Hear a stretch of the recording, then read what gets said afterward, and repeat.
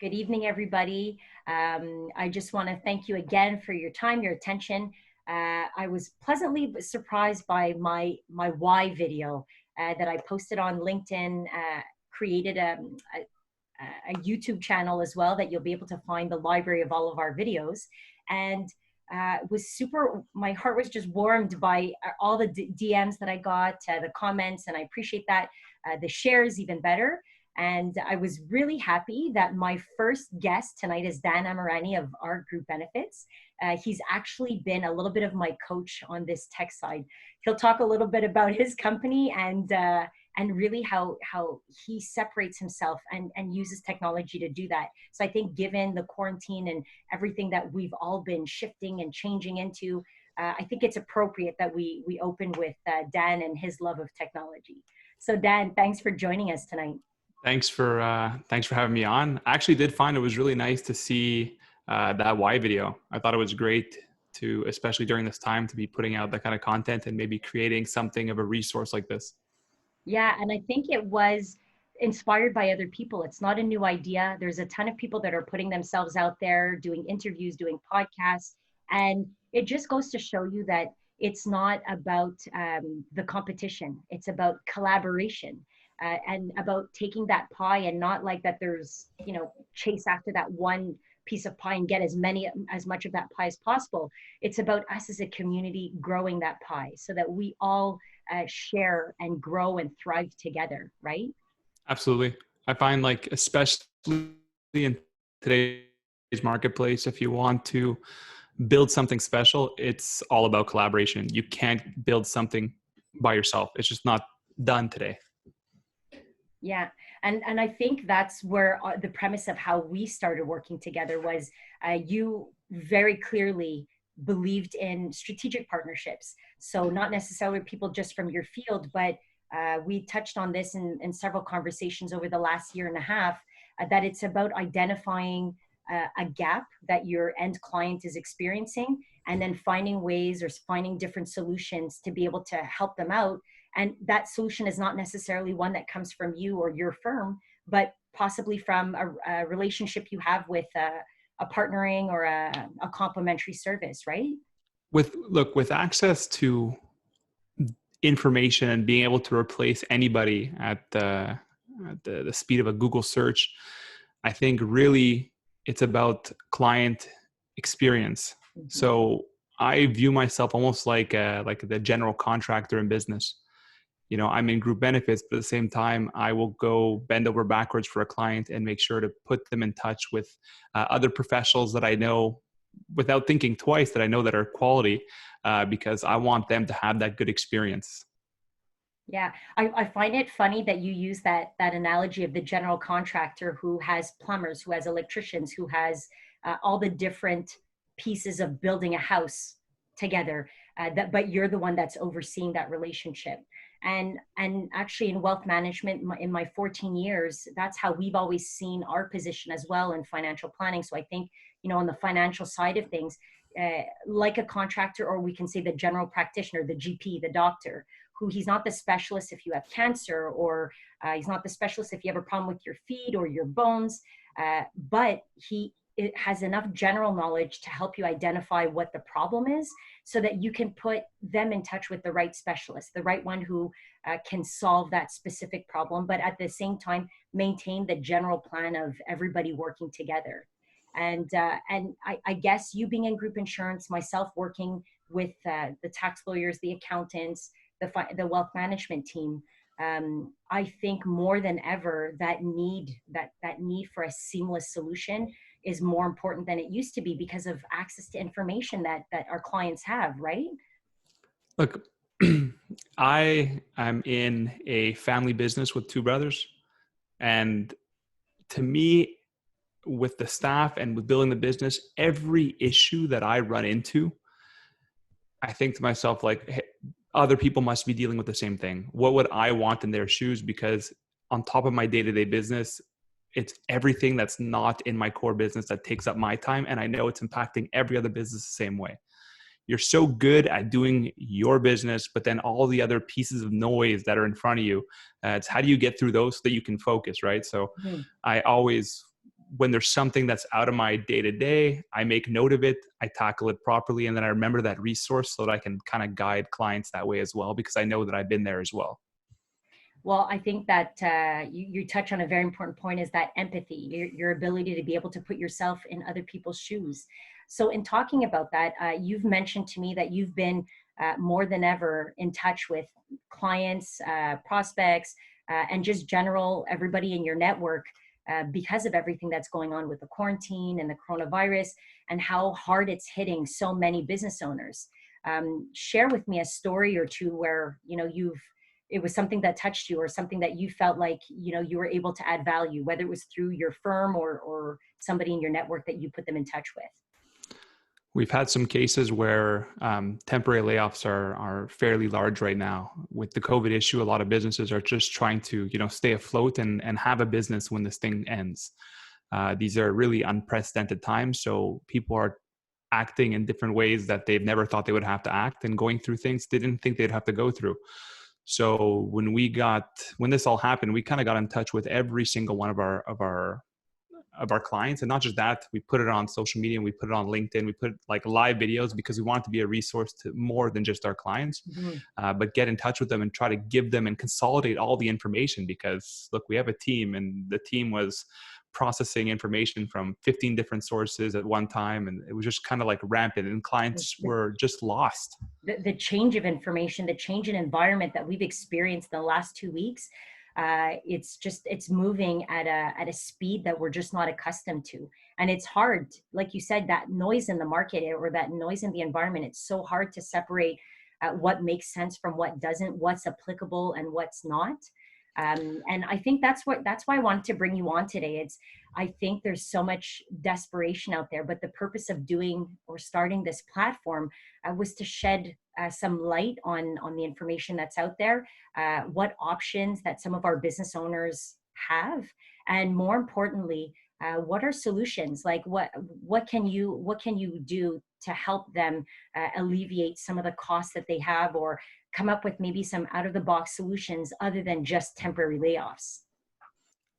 When it became past that, there was a lot of vital information, definitions in the contract that exposed the client. So managing the definitions was also a very large thing. This does touch on the temporary layoff to give you an idea, but it's a lot of things that were overlooked when times were going well. To give you the example is, in most contracts, the standard is during a temporary layoff, strike, or walkout, the employer may maintain benefits, is how the definition is worded in a policy. Is it called furlough? I've heard that. This is just a standard wording. Okay.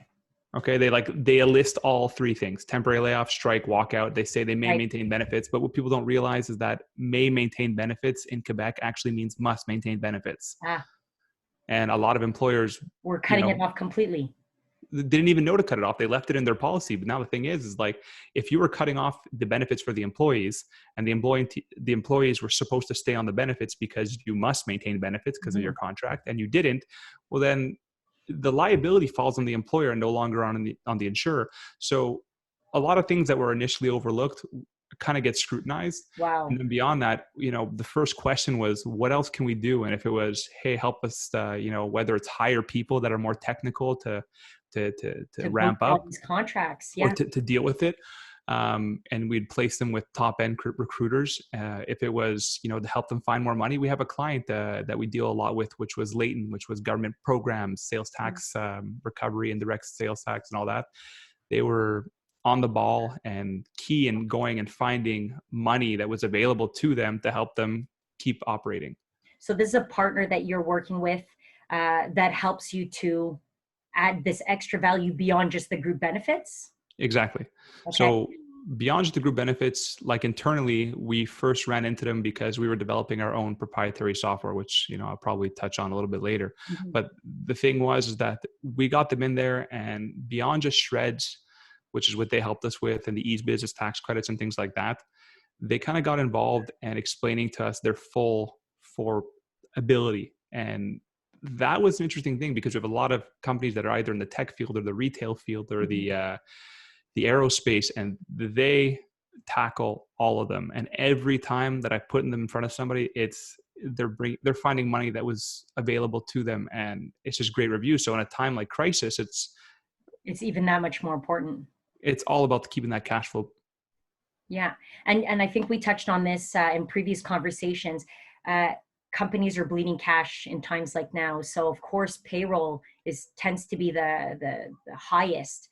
Um, I guess the highest cash output or cash outflow, and then beyond that, usually the group benefits comes along. So they're looking at every possible way that they can just stop bleeding cash. I think reviewing the group benefits plan is a great way to do it, but it's about finding that time. And I've had conversation with some of my business owners, and they see value in the fact that yes, group benefits may represent a big cost, but with the speed at which everything is going, they don't feel like they have the time to review the group benefits because they're going through their list of employees of who do they keep and who do they let go of. So Listen, I think it's not at the top of anybody's list because of how historically it's been treated. It's been the same like an song and obligation. dance. It's just the same thing. And Yeah. so when you're going through a crisis, you're like, yes, it's a cost, but I've done this over and over again, and I've come out with the same outcome, and they focus elsewhere. Mm-hmm. Um, it's a big cost. Like you said, outside of payroll, it's one of the biggest ticket items for an employer. There's a lot of money being spent in it, not just from the employer standpoint, but most companies have a split, a premium split. So the employees are paying for it as well. So in a time where the employees are trying to make ends meet and the employer's trying to, maintain the business, it's the time to look at it. Yeah. Yeah, I agree. It's one of those things that you feel like you don't have the time, but you have no choice, but you may just have to prioritize it. And you know what? Right now we're talking about it. We're seeing it from the perspective of cost cutting.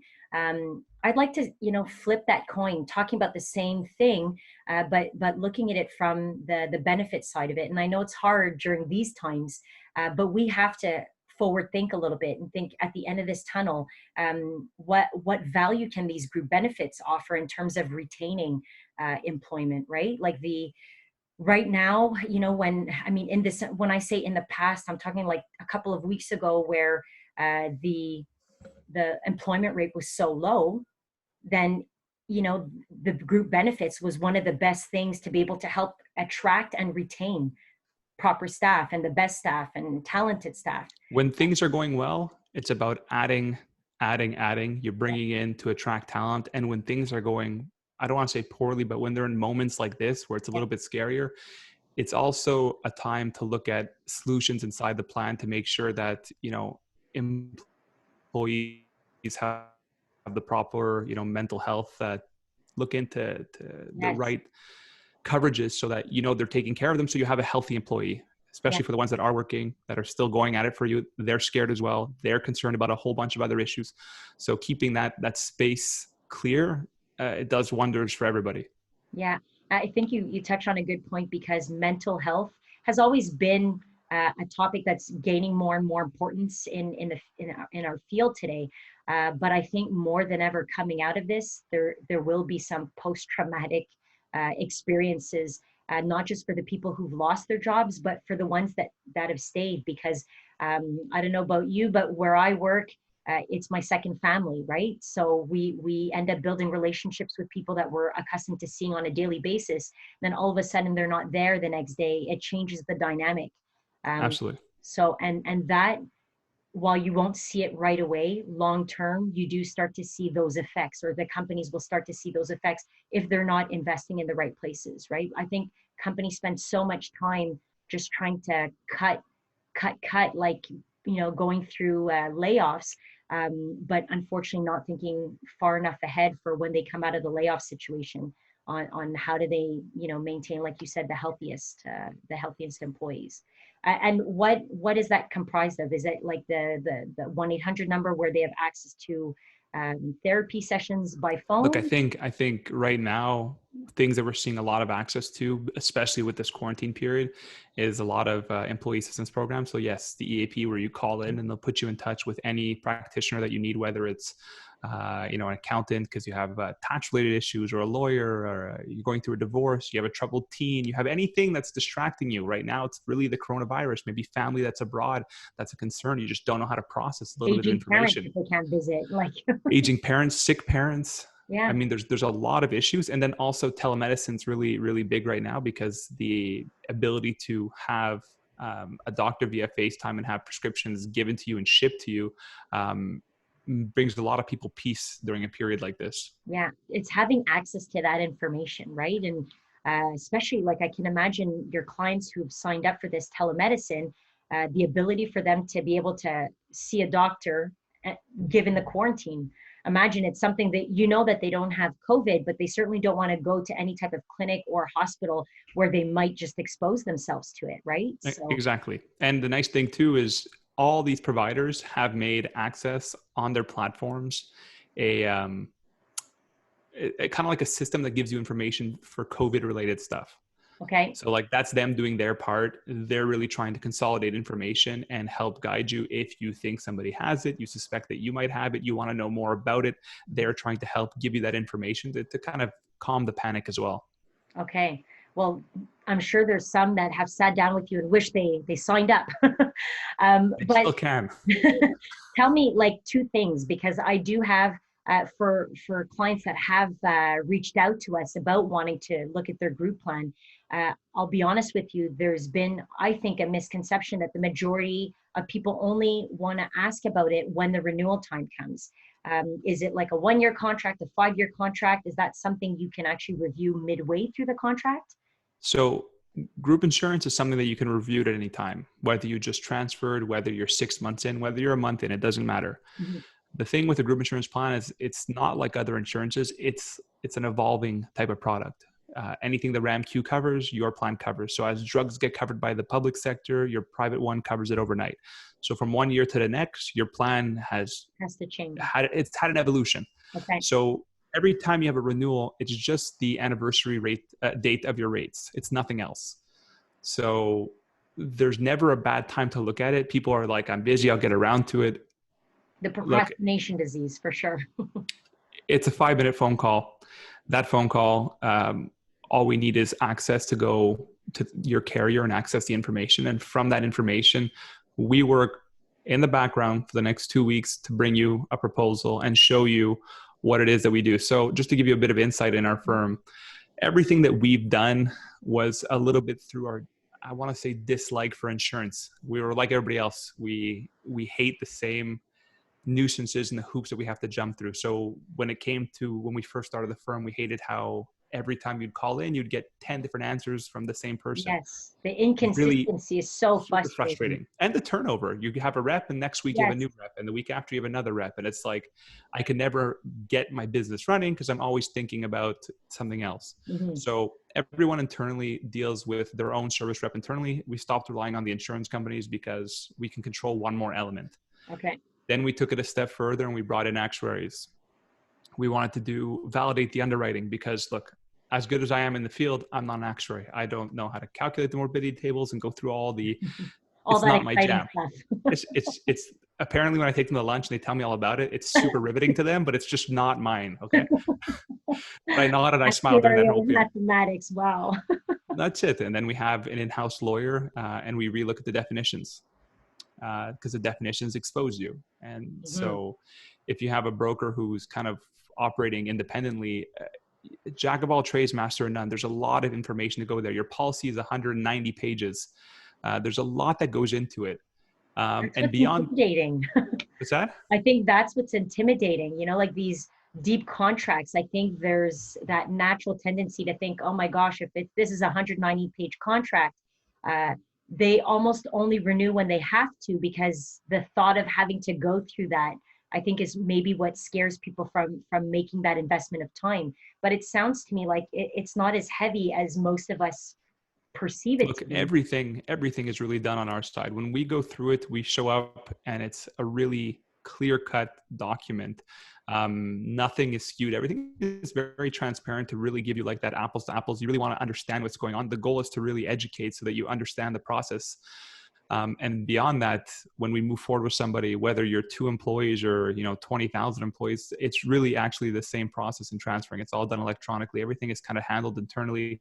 Amazing. Your HR basically gets a mini vacation. they can go back to the employer and tell them that they are doing all of this, and our team will just keep feeding everything to you so you can enjoy it. So it sounds like you're doing all the heavy lifting and doing all the stuff that the people who are in charge of making those decisions, you're making it easy for them because you're doing the work on their part. Exactly. But is there a cost to going through that exercise? Yeah, the cost is so traditionally in the marketplace, brokers for fully insured groups, to give you an idea, fully insured groups take a percentage of premiums. Insurance Okay. companies remit to the insurance company. The cost of our analysis is free. We only get anything is if you give us that mandate once we've proven ourselves through our work. Okay, so actually going through that exercise of reviewing their existing plan and seeing if there's a better solution, you're saying that there's no cost for that? There's no cost. Okay. Well, There's no that's cost. It's huge, and I honestly think like every employer should do it because I know you probably like your broker. You've been used to dealing with him. It's the devil you know because you've gone through this whole song and dance.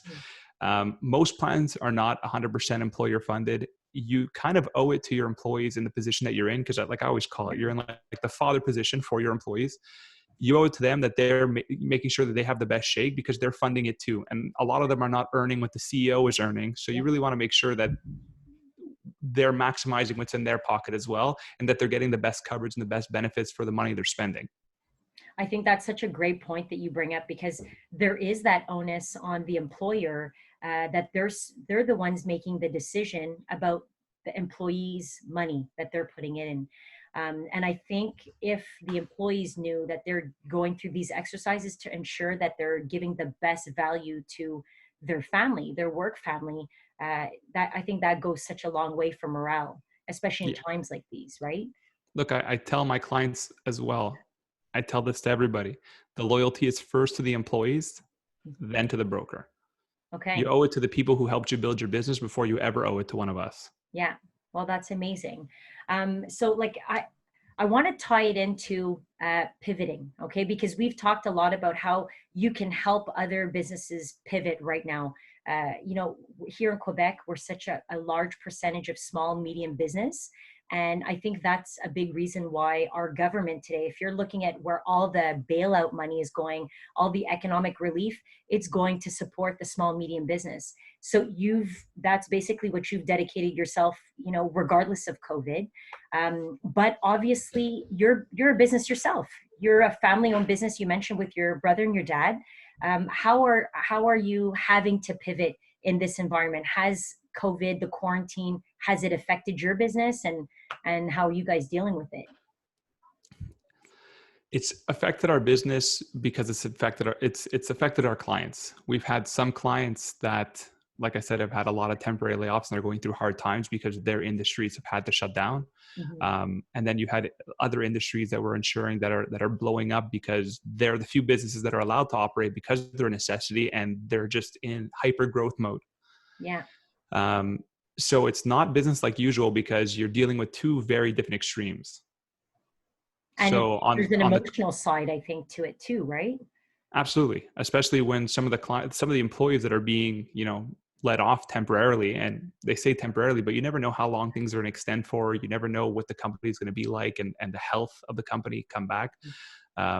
So you don't know if the people you're dealing with, you're going to be dealing with when this whole thing ends. There's a lot of emotions when you start spending time with them. For the COVID side, we've really just been kind of reaching out to all our partners that can cut costs for employers, not just ours, whether it's commercial, whether it's recruiting, whether it's the shred programs, whether it's anything.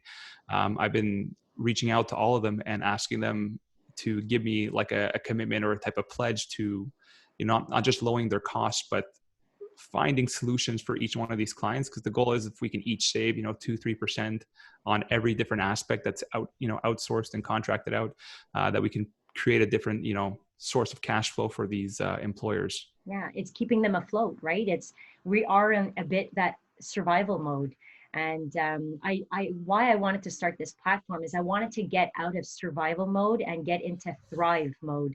And it's about coming up with these solutions. And I think that comes from us doing things like this, sharing of ideas, because we put it out there and somebody puts a comment out that starts another conversation. These conversations are how we get out of it, because together We're seeing it. We're so much better together than we are working individually, right? Look, I think this whole COVID, as tragic as a lot of this is, it's also a really big opportunity, an opportunity to slow down to a certain degree. Mhm. And I know people are scared of slowdown, but slowdown gives you a chance to reflect, make changes, process new information, re-educate, kind of everything. And so, depending on how you're looking at the circumstance, you could be taking advantage of it as well and really trying to better the company and come out of it in a much stronger state than when you entered it. Okay. Well, I think that's such a good point that you bring up. I just want to, kind of sum up a little bit of what you said that I think can touch a lot of the business owners that I've been dealing with over the last year and a half. And I would say the big thing was number one, there's no cost involved with going through your plan and doing the review.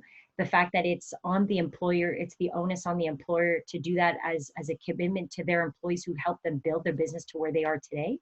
And number three, I think another big point that you brought up is just the fact that we're looking for solutions that are outside the box, that you're looking for collaboration between different professionals to be able to find cash flow in different areas, and everybody putting in their 2 cents to come up with a solution that would be better because it's a collaborated approach rather than individual ideas that are working, not necessarily working together.